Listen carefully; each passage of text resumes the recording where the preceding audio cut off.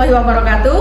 Perkenalkan, saya Fadilah Mukti Ayu Dewi, mahasiswa PPG dalam jabatan Angkatan 3 kategori 1, tahun pelajaran 2023-2024, bidang studi Informatika, LPTK Universitas Negeri Yogyakarta. Pada hari ini, Rabu 6 Maret 2024, saya akan melaksanakan uji kinerja pada mata pelajaran Informatika, elemen analisis data, subelemen informasi digital di kelas 10 SMK Kesehatan Binatama. Berikut video uji kinerja saya. Selamat menyaksikan. Assalamualaikum.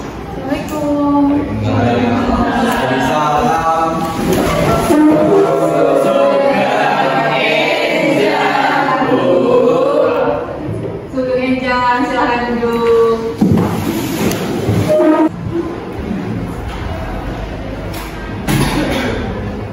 Oke. Assalamualaikum warahmatullahi wabarakatuh. Waalaikumsalam warahmatullahi wabarakatuh. Gimana kabarnya hari ini? Baik. Masih semangat ya? Masih. Alhamdulillah. Oke. Baiklah, sebelum kita memulai pembelajaran pada pagi hari ini, alangkah baiknya kita berdoa terlebih dahulu. Mas Farel, silakan dipimpin doa. Siap-siap. Sebelum kita mengawali pembelajaran pada pagi hari ini, alangkah baiknya kita berdoa terlebih dahulu. Berdoa, silakan.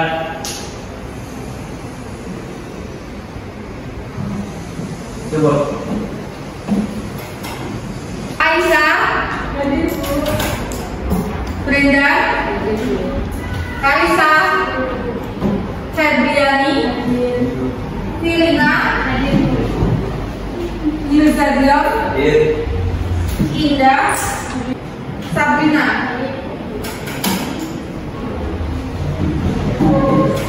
Untuk materi kita hari ini adalah analisis data. Analisis data untuk subbabnya adalah informasi digital. Untuk nanti materinya ada 4, yaitu ada materi informasi digital, penerapan keamanan sederhana, pemodelan data, dan pengumpulan data. Hari ini kita hanya akan mempelajari yang bagian informasi digital. Untuk tujuan pembelajarannya, yang pertama yaitu peserta didik mampu memahami informasi digital dengan baik. Yang kedua, memahami privasi dan keamanan informasi digital dengan baik. Dan yang ketiga adalah memahami ancaman informasi digital dengan baik. Untuk rencana penilaian hari ini, nanti ada 3 penilaian. Yang pertama adalah penilaian sikap. Itu bentuknya nanti penilaian individu dan penilaian kelompok. Jadi nanti kalian akan dibagi menjadi 4 kelompok. Nah, nanti masing-masing kelompok mendapatkan studi kasus untuk didiskusikan. Bagaimana cara kalian berdiskusi, kemudian kalian aktif atau tidak saat berdiskusi, itu masuk di penilaian individu. Untuk kekompakan, hasil diskusi, pembagian tugas, itu masuk di penilaian kelompok. Kemudian untuk pengetahuan, nanti akan ada soal pilihan ganda, ada soal pretest dan post-test, itu masuk di nilai pengetahuan. Untuk nilai keterampilan, yang dinilai nanti adalah hasil diskusinya. Kalian ketika berdiskusi untuk menyelesaikan studi kasus, datanya ada atau tidak, mengambil data dari mana, itu nanti yang dinilai di hasil keterampilan. Sampai di sini bisa dipahami? Oke. Sebelum kita memasuki materi, silahkan dikerjakan dulu pretestnya individu ya.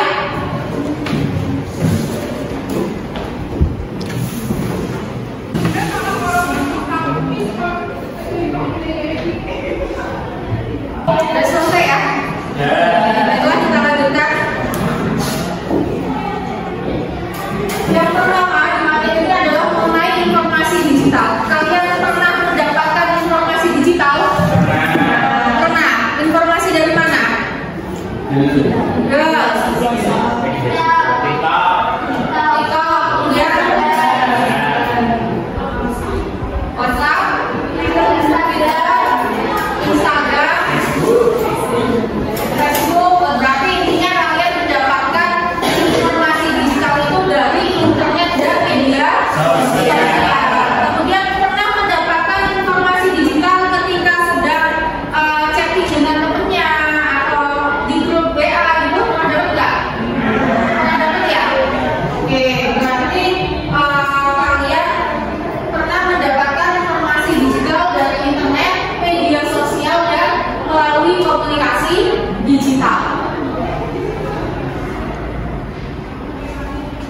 Kemudian, apa sih sebenarnya informasi digital itu? Jadi bisa melalui komputer, bisa melalui perangkat elektronik lainnya.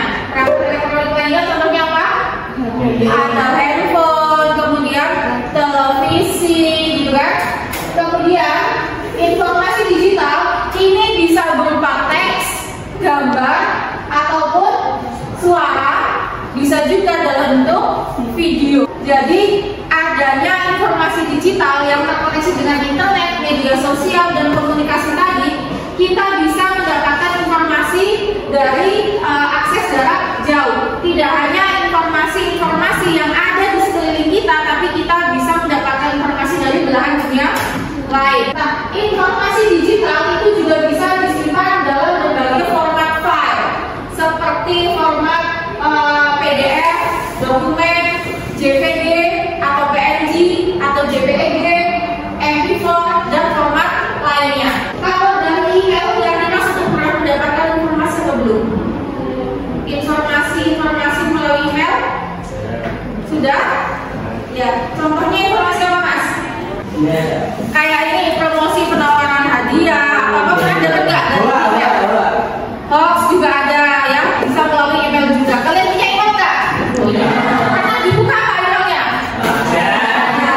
Oke, nanti coba mulai dibuka emailnya. Kalian lihat di email kalian tuh ada pesan masuk apa saja, gitu ya. Dicermati di situ ada informasi digital di situ atau tidak. Kita lihat di bagian inbox itu isinya apa? Pesan masuk. Nah, pesan masuk biasanya yang ada di sini ini promosi, phishing, penawaran hadiah, penipuan, spam, dan lainnya masuknya ada di inbox atau pesan masuk. Kemudian ada promosi. Nah, kalau promosi emailnya sudah menyediakan fitur sendiri. Kalian klik di bagian promosi. Di sini ada promosi. Nah, saya buka ini dari Shopee. Ini kira-kira pesan apa? Apa nih? Diskon. Promosi. Kalau dia pesan phishing itu biasanya alamat email yang masuk ke kita itu mirip dengan alamat email situs resmi. Misalnya situs ini kan dari Samsung ya, mirip situsnya Samsung gitu kan? Di sini ada mirip dengan situsnya Samsung. Ketika kita buka atau kita balas, jadi email yang pengirim ini bisa dimodifikasi sehingga ketika pesannya masuk seolah-olah berasal dari Samsung. Tapi ketika dibalas, dia akan membalas ke pesan ke email asli si pengirim. Biasanya phishing cara kerjanya seperti itu. Masih dapat diakses dan dibaca oleh komputer. Seperti file PDF ini dapat diakses dan dibaca dengan baik. File gambar jenis JPG juga dapat dibaca. File teks jenis TXT ini juga. Korban membuka email phishing yang berisi informasi menarik untuk diakses, misalnya hadiah undian yang dianggap sebagai hadiah undian. Apa? Yang ada di sini silakan. Yang menjawab silakan. Putri.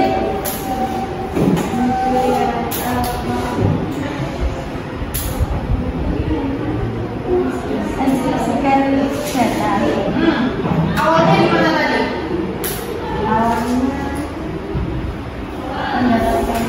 Mendapatkan email phishing. Awalnya merasa aman, lalu mendapatkan PDF berupa tiket pesawat. Padahal di PDF tersebut sudah disisipi virus yang namanya ransomware atau malware. Jadi di PDF tersebut sudah ada virus malware-nya. Jadi ketika PDF-nya dibuka, virusnya jalan. Ngapain virusnya di komputer? Ngapain? Kira-kira ngapain Ramiza?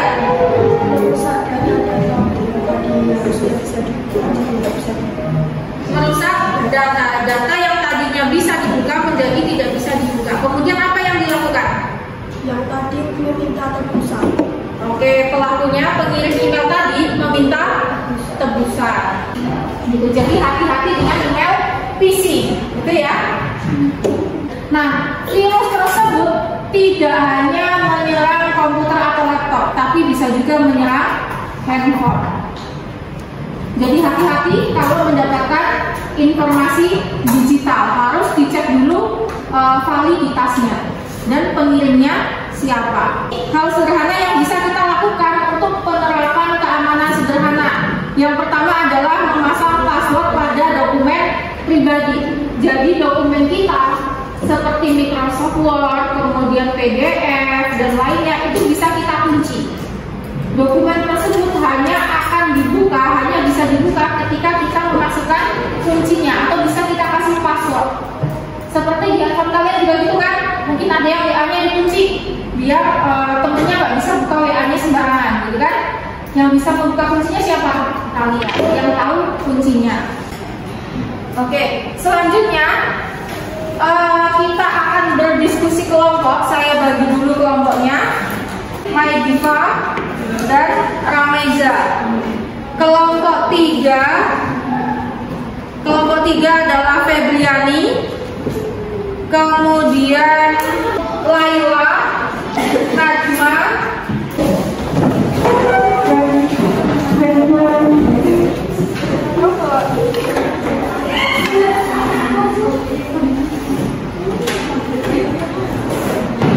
sudah berkumpul dengan teman satu kelompoknya. Oke, jika sudah, di depan ada bakal untuk masuk ke LKPD dan modul siswa. Di LKPD itu ada langkah-langkah pengerjaan dan ada studi kasus. Jadi masing-masing kelompok akan ada studi kasus yang berbeda. Nanti satu kelompok menyelesaikan 2 studi kasus. Yang studi kasusnya sudah ditentukan di dalam LKPD. Kemudian bahan bacaan ada modul siswa. Nanti silahkan bisa dicek juga ya modulnya ya. Di situ ada informasi atau materi-materi yang bisa kalian gunakan sebagai acuan. Kalau kalian mau mencari referensi lain sebagai bahan acuan untuk menyelesaikan studi kasus juga diperbolehkan. Oke. Jika sampai sini ada yang ingin ditanyakan silakan terkait dengan materi atau diskusi kelompoknya. Gak ada? Oke, silakan dikerjakan. Gimana mau tanya? Belum. Belum.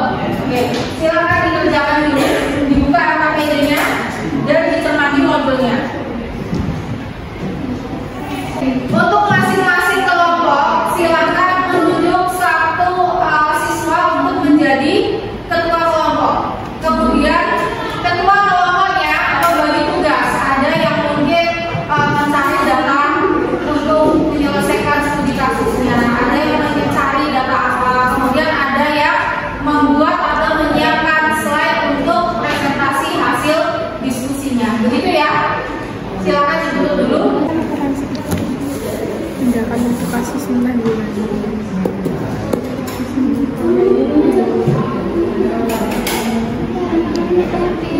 Ya Allah, wes tak apa-apa. Ini aja. Itu saya, pink. Ini umum.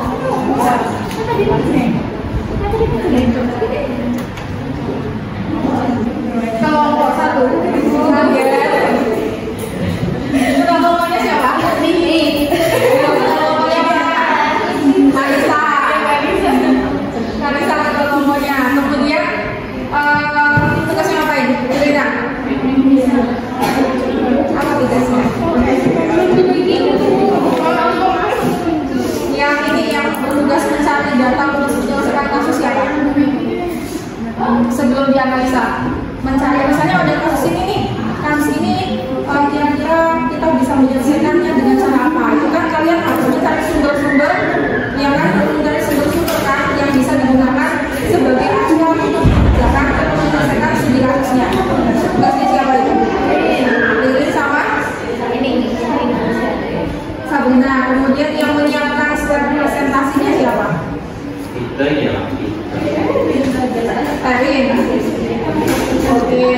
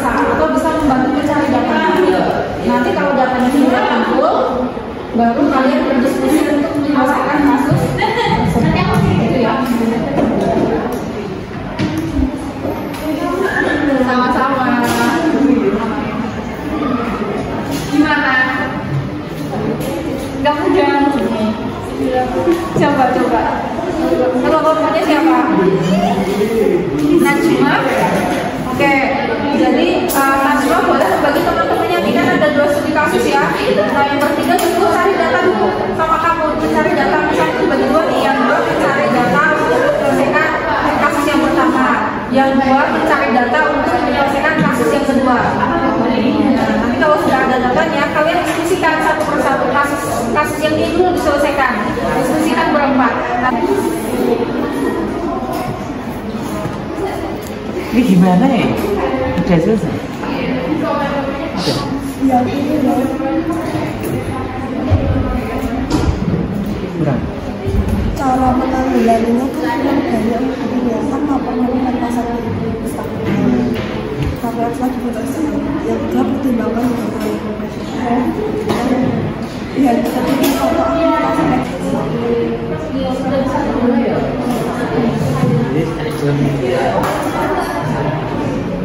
Gimana?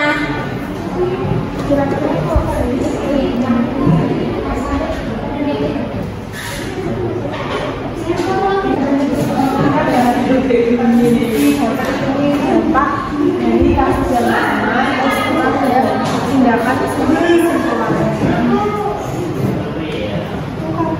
tindakan informasi gimana kan tindakan untuk penyebaran informasi bagi siswa atau kan ini kan sudah terjadi gitu loh Sudah terjadi. ya biasanya itu Kalau menanggulangi itu kan yang sudah terjadi. Kasus tersebut kan sudah terjadi nih. Nah, kalau kasusnya sudah terjadi, maka kita harus tindakan apa sih yang harus kita lakukan untuk menindak kasus tersebut. Dan kalau supaya tidak terjadi lagi, apa yang harus kita lakukan supaya kasus yang serupa itu tidak terjadi lagi? Kalian kasusnya apa? Oke, mungkin kalau tempat kalian apa tindakannya untuk menanggulangi apa saja? Dampak yang tadi masih kosong. ya itu masalah Tindakannya apa? Apakah siswanya diberikan pelatihan atau penelitian atau ada seminar khusus pada struktur siswa atau apa? Paham? Supaya tidak ada lagi hal serupa yang terjadi. Semoga sudah sama.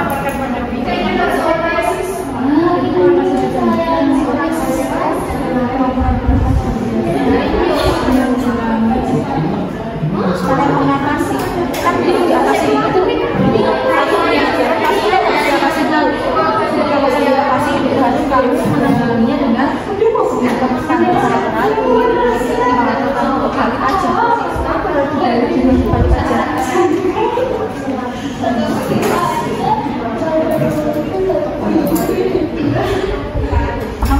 Paham, Pak. Jadi ini tinggal balik aja ya dia.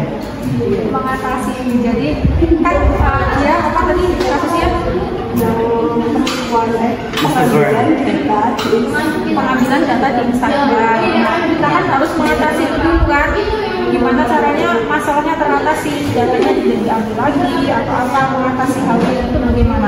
Kalau sudah teratasi, baru penanggulangannya bagaimana supaya hal tersebut tidak terjadi lagi. Bisa dengan menggunakan kata sandi, melakukan identifikasi dua faktor, gitu kan? Itu penanggulangan. Jadi kegiatan atasi ini gimana sih mengatasi di atas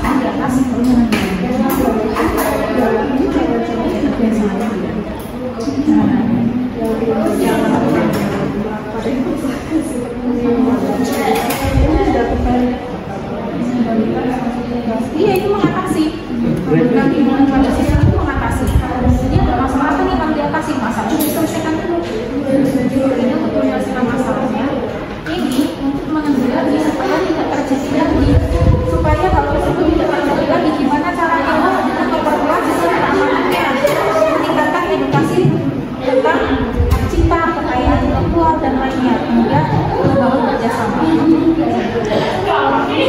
Oke, yang sudah selesai slide presentasinya silahkan dikumpulkan melalui barcode atau link yang ada di depan ya.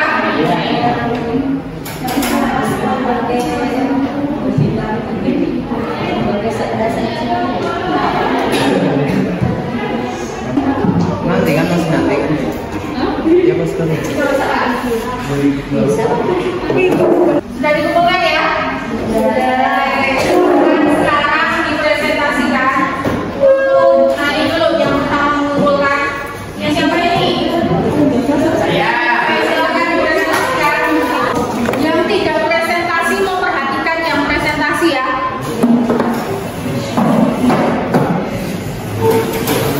Assalamualaikum warahmatullahi wabarakatuh. Waalaikumsalam warahmatullahi wabarakatuh. Perkenalkan, nama saya Muhammad Hanum Mustafa Abdul Rahim.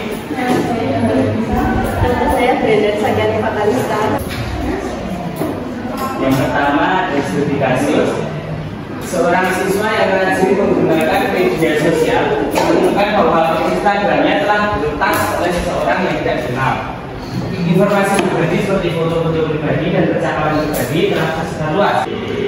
Untuk yang selanjutnya, kamu memiliki studi kasus yang kedua. Sebuah SMK memiliki program inovasi di mana siswa-siswinya dikembangkan untuk mengembangkan proyek-proyek kreatif dan inovatif. Salah satu siswa mengembangkan sebuah proyek inovatif yang mencakup pengembangan aplikasi mobile untuk memudahkan belajar ilmu perawatan. Namun, sebelum proyek tersebut selesai dan diluncurkan, siswa tersebut pindah sekolah dan membawa kode program dan bahan.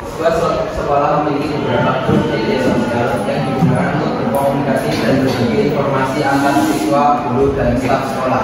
Salah satu siswa yang memiliki akses ke grup tersebut secara tidak sengaja membagikan informasi pribadi siswa lainnya, termasuk nomor telepon dan alamat rumah, pada anggota grup yang lain. Oke, kelompok lain silakan jika ada yang ingin ditanyakan tentang kasusnya dari kelompok 4. Kasus pertama tadi mengenai apa, Mbak? Penyebaran informasi melalui media sosial. Oke, penyebaran informasi pribadi melalui media sosial dan yang kedua adalah malware.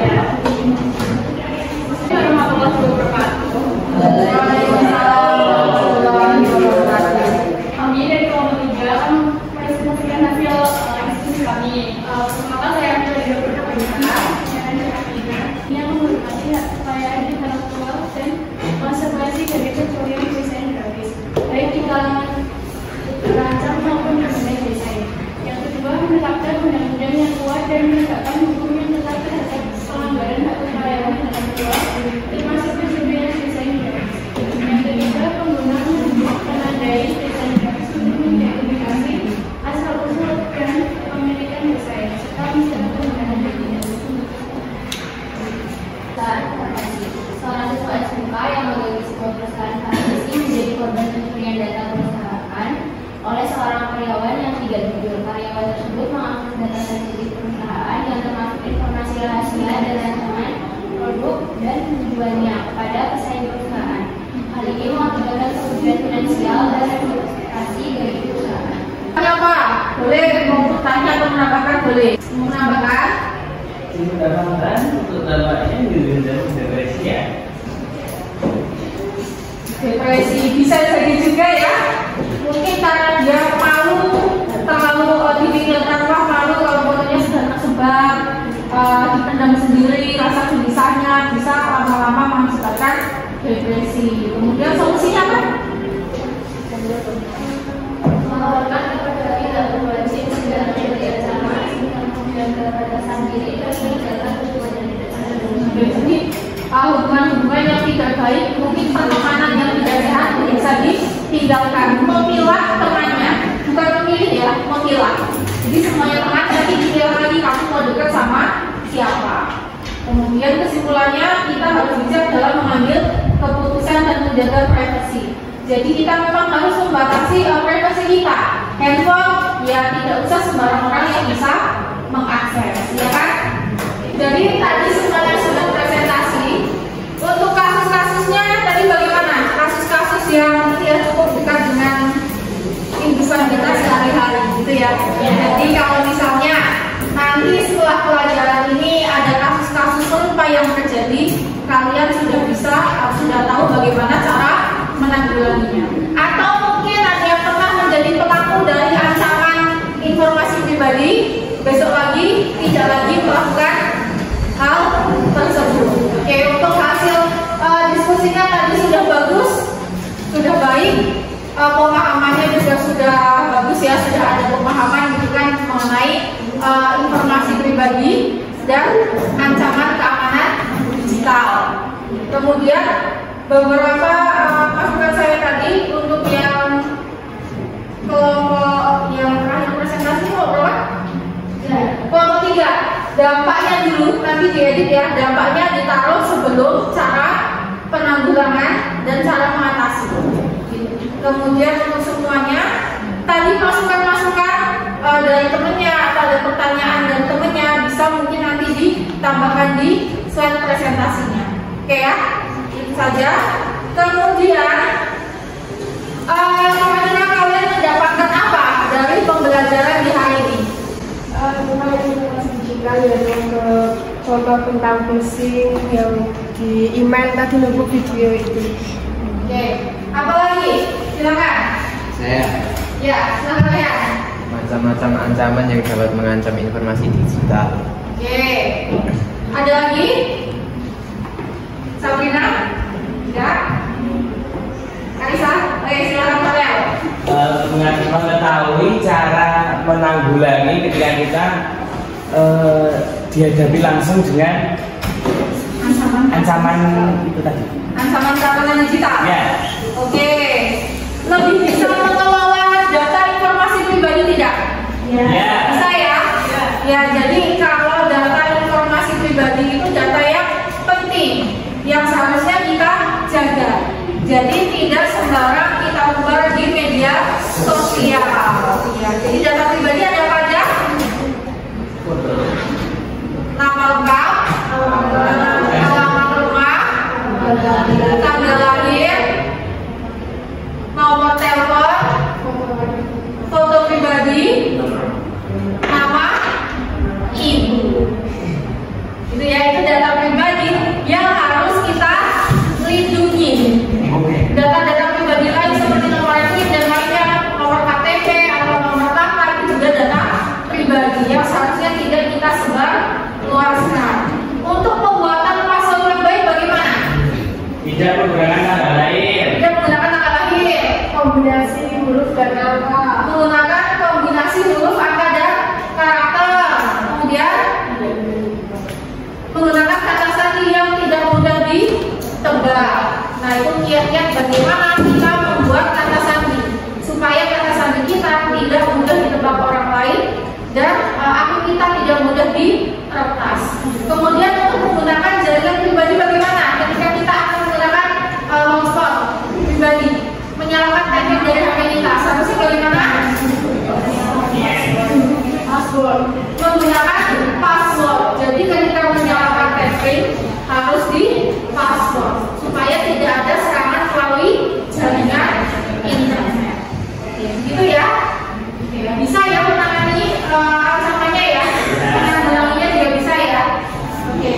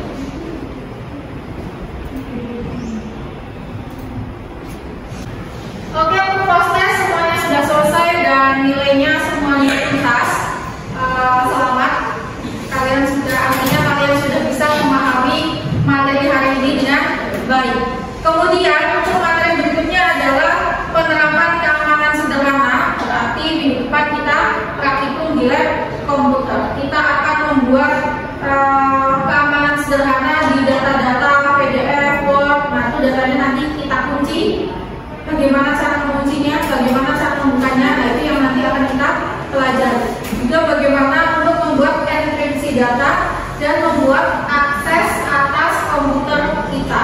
Itu ya. Ya. Oke, kemudian sebelum nanti kalian keluar silakan kelasnya dibersihkan ya. Ya. Kalau di laci ada sampah diambil dan dibawa pulang. Jangan meninggalkan sampah atau kotoran apapun di dalam kelas.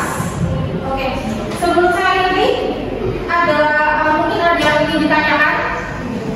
Oke, jika tidak ada, panel silakan dipimpin doa. Sekalian, sebelum kita mengakhiri pembelajaran pada siang hari ini, anak bangsa ini kita berdoa terlebih dahulu. Berdoa dipersilakan.